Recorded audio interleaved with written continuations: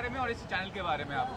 ये इनका चैनल है ही नहीं, ये पूरे भोजपुरी समाज की चैनल है, हम सब कलाकारों की चैनल है। ये इंटरटेन किसी का होता नहीं है, इंटरटेन सबका होता है। और ये लॉन्च बस एक माध्यम है ये, और ये जो भी कंपनी है, मुझे लगता है कि आप सबके प्यार, जनता के दुलार के और आशीर्वाद के बदौलत ही चलने वाली है। तो ये पूरी जनता की कंपनी है, एस फॉर यू। और मेरी शुभकामना है अपने संगीत के तरफ से मैं तहे दिल से शुक्रिया अदा करना चाहूँगा संजय जी को कि एक माध्यम बन रहे हैं हमारे समाज के लिए, कि इनके ज़रिए अब अच्छे गाने, अच्छे फिल्में, अच्छी प्रतिभा जो भी लड़कों के बीच में होगी, हमारे लड़कियों के बीच में होगी, चाहे वो एक्टर हो, एक्ट्रेस हो, गायिका हो, सिंगर जो भी हो, तो एक माध्यम में बन रहे हैं। और ये बहुत कम लोगों के नसीब में होता है माध्यम किसी चीज़ के लिए बनना। तो एक हमारे लिए खुशखबरी है कि हाँ, एक कंपनी का और निर्माण हुआ हमारे भोजपुरी समाज के लिए। ये भी कहना चाहूँगा, संजय जी ने कहा कि जो भी प्रोजेक्ट वो बनाएंगे वो पूरा परिवार देख सके, इस तरह का प्रोजेक्ट बनाएंगे और ज़्यादातर नए लोगों को मौका देंगे अपने प्रोडक्शन हाउस के माध्यम से। उसके बारे में क्या कहना चाहेंगे? देखिए, यही तो सबसे बड़ी, मैं क्या बोला, सुखदायक यही बात है कि इनके मन में एक विचारधारा अच्छे संकेत लाती है, और आपके अंदर विचार अगर अच्छी नहीं हो तो शायद आप अच्छा नहीं सोच पाओगे। तो इनके विचारधारा में हमारे समाज के लिए अच्छा करना है, तो मेरी शुभकामना है। ये भी कहना चाहूँगा, आप देख रहे हैं 1.5 साल से जो माहौल है, लेकिन अब सब कुछ खुल चुका है, लिट्टी चोखा बम्पर बिजनेस कर रहा है। उसके बारे में बताइए कि कितना अच्छा ये पहल है कि हर चीज़ खुल चुका है, बिजनेस अच्छा हो रहा है सिनेमा का, उसके लिए बारे में बताइए क्या कहना चाहेंगे? ये तो लोगों का प्यार है हमारे प्रति, जो हमें मोहब्बत देती हैं, चाहे वो कोविड हो या कोई भी आपदा आ जाए, वो अपने बच्चों को भूलते नहीं हैं। तो हम एक बेटे की तरह बस संघर्ष करते हैं अपने भाइयों के लिए, अपने बहनों के लिए, अपने माँ बाप के लिए। और वो परिवार हमें अगर सम्मान देता है तो हमें खुशी होती है कि हमारे परिवार में हमारी अहमियत है। भाई, ये भी कहना चाहूँगा कि आज के दौर में आप देख रहे हैं बच्चे जो हैं गलत रास्ते पर जा रहे हैं। अब हाल ही में आर्यन को गिरफ्तार किया गया, उसके बारे में बताइए कि ये कितना गलत चीज़ है? देखिए, वो तो जांच का विषय है, उस पर मैं कुछ नहीं बोल सकता। लेकिन हमारे यहाँ लोग उठलाली से रोटी खा लेते हैं, लेकिन पाउडर नहीं खाते।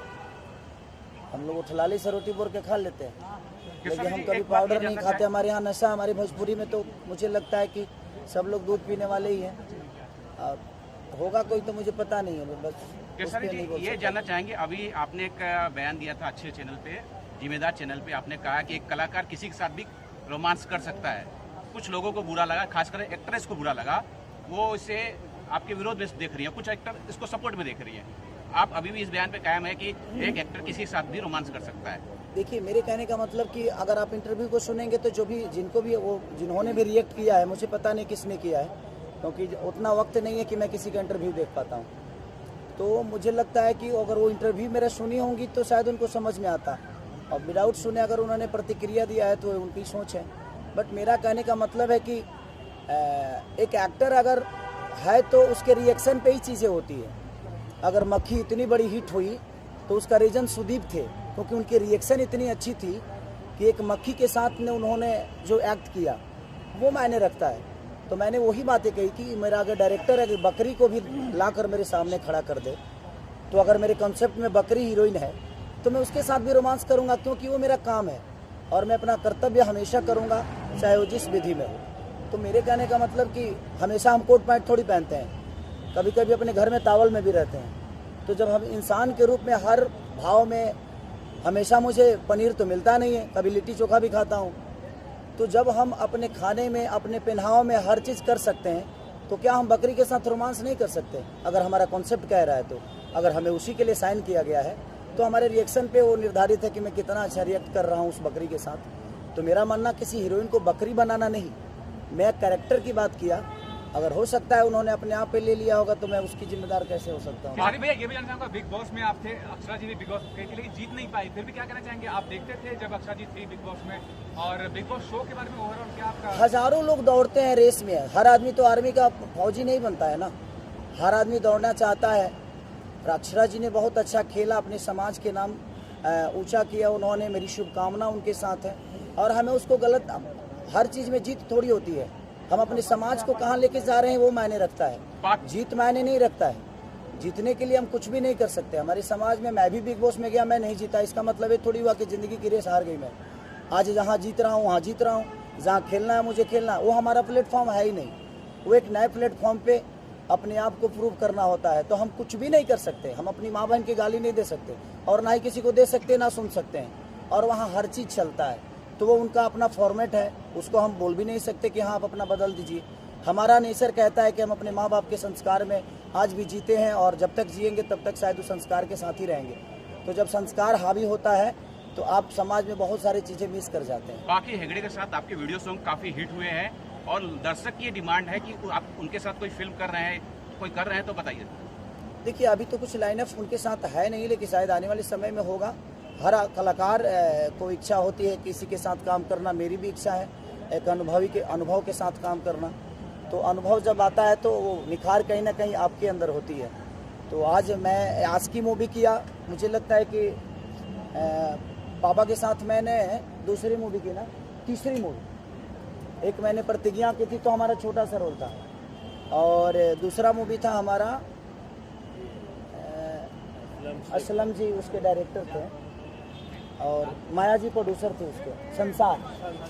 संसार में हमारे फादर बने थे, और तीसरी मूवी हमने आस्की की। तो जो चीज़ें मेरे अंदर कमियां थी, पापा हमें बोलते थे बेटा इसको ऐसे बोलो, तो हमें अच्छा लगता है कि अपने तौर पाखी जी हमारी सीनियर हैं, तो हमें लगता है कि उनके साथ जब भी मैं काम करता हूँ या करूँगा तो उनसे कुछ ना कुछ सीखने को ही मिलेगा। संजय जी, आप पटना से आ रहे हैं, लिट्टी चोखा खाए कि नहीं पटना में? हम पटना जाए या लिट्टी ना खाएं तो काहे कति पटना जाए।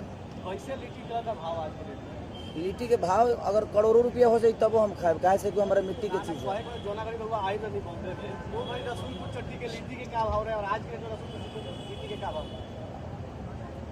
भगवान पे फूल चढ़ने वाले जो चीज़ें होती हैं ना उसके भाव नहीं देखते, हमारी श्रद्धा उस लिट्टी के प्रति कितना है, हमारा श्रद्धा उस भगवान के प्रति कितना है, ये मायने रखता है। संजय जी, अगर मैं यहाँ कुणाल जी बैठे हैं, भोजपुरी के महानायक हैं, एक साइड है ट्रेंडिंग स्टार, कितनी खुशी महसूस हो रही है आपके S4U को लॉन्च कर रहे हैं? मुझे लगता है जब से आप आए हैं उस खुशी का इजहार तो मेरे चेहरे से दिख रहा होगा आपको कि कुणाल भैया भी हमारे हैं और हमारे ट्रेंडिंग स्टार भी हमारे साथ हैं यहाँ पे। तो वाकई में मुझे बहुत ज़्यादा खुशी है। और S4U इंटरटेनमेंट यूट्यूब चैनल जो मेरा भोजपुरी आ रहा है, मैं काफ़ी दिल से खुश हूँ। इसको मैं आज से मैं स्टार्ट कर रहा हूँ और भाई का प्यार मिला, भाई के गाने भी उस पर आएंगे। दर्शकों को ये बताइए सर, इस चैनल से और कौन कौन लोग जुड़े हुए हैं?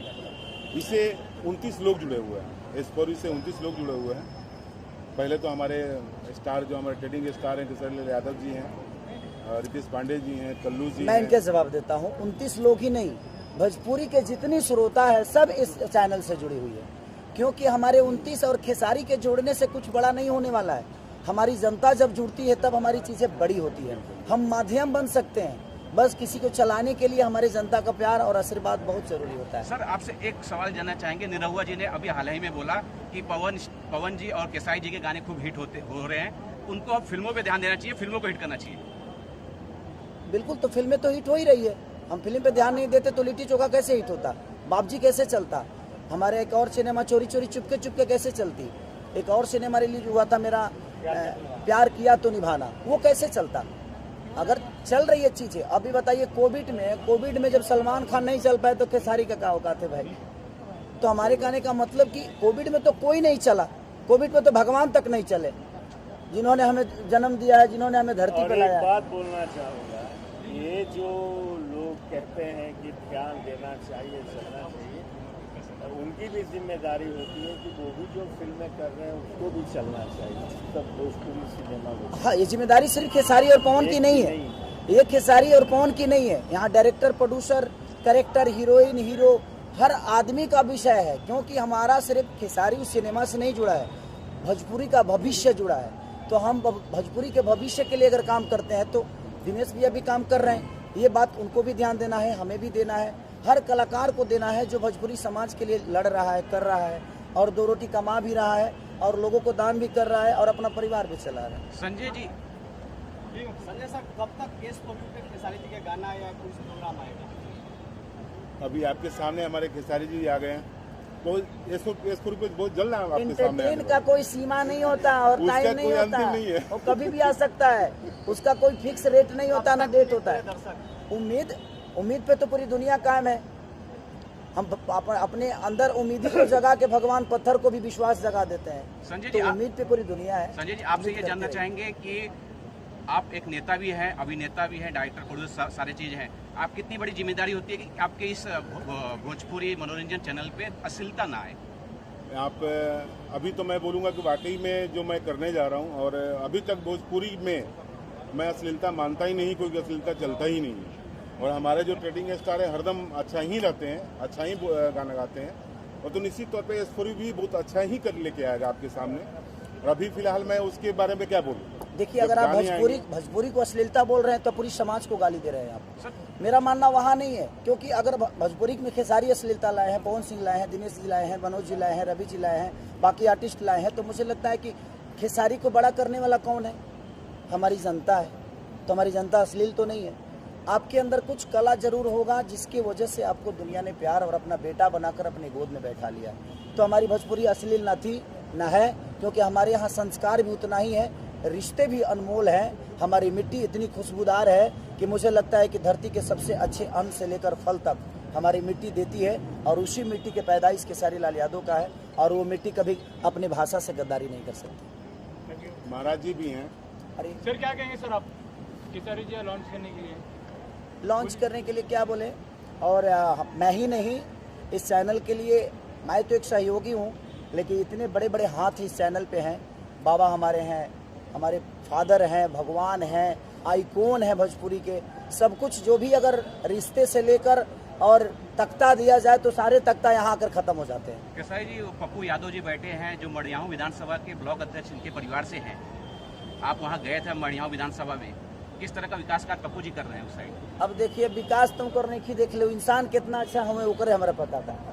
ऐसे जब उनका गाँव में हमारे घर तो है ना, जो हमको चापा कल हल्ला देख ले बनी। तो बात यहाँ है कि वो इंसान अच्छे हैं, और इंसान अच्छे हैं तो शायद अपने समाज को अच्छा करने का हर चीज़ करेंगे।